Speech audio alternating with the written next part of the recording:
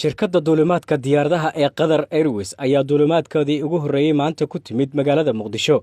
wasiirka duulista hawada xukuumadda Soomaaliya, wasiirka arrimaha dibadda iyo mas'uuliyiin ka socday shirkadda Qatar Airways ayaa si wada jir ah xaragga ugu jaray duulimaadkii ugu horreeyay oo shirkadda Qatar Airways ku timaado magaalada Muqdisho.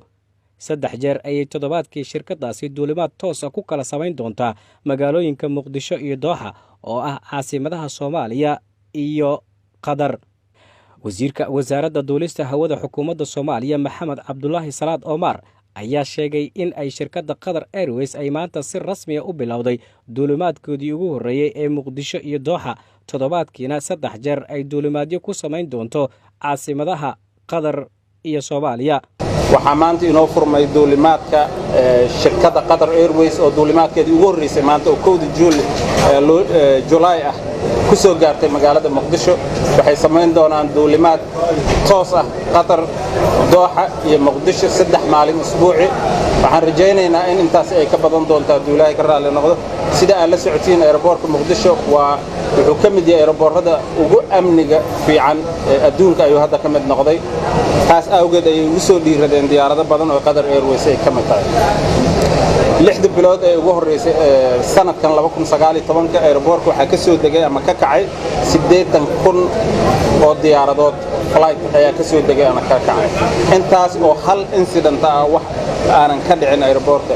taasna waxay ku tusaysaa horumarka uu airportka wasaaradda iyo dawladda intaba ay keentay ay ku tusaysaa. intaas waxaan diyaaradda Qatar Airways waxay u fududeyn doontaa dadka waddanka imaanaya Soomaalida u badan yihiin diaspora ka imaanaya in ay ka imaan karaan nawaaxiga adduunka oo dhan ay soo gaari karaan Muqdisho iyaga oo hal tigidh ku socda.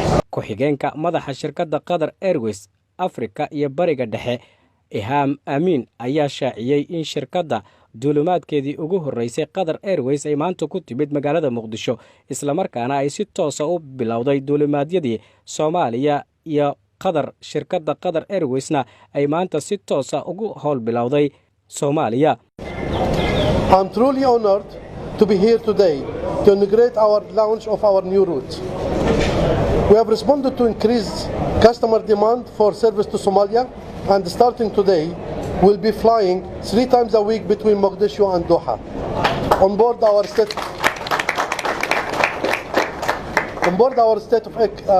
state-of-art aircraft Airbus 320 with a configuration of 12 business class and 132 economy class seats.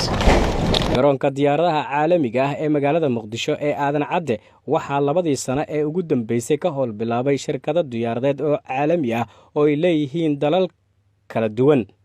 Cabdicasiis Ibraahim Axmed, TV Universal, magaalada Muqdisho.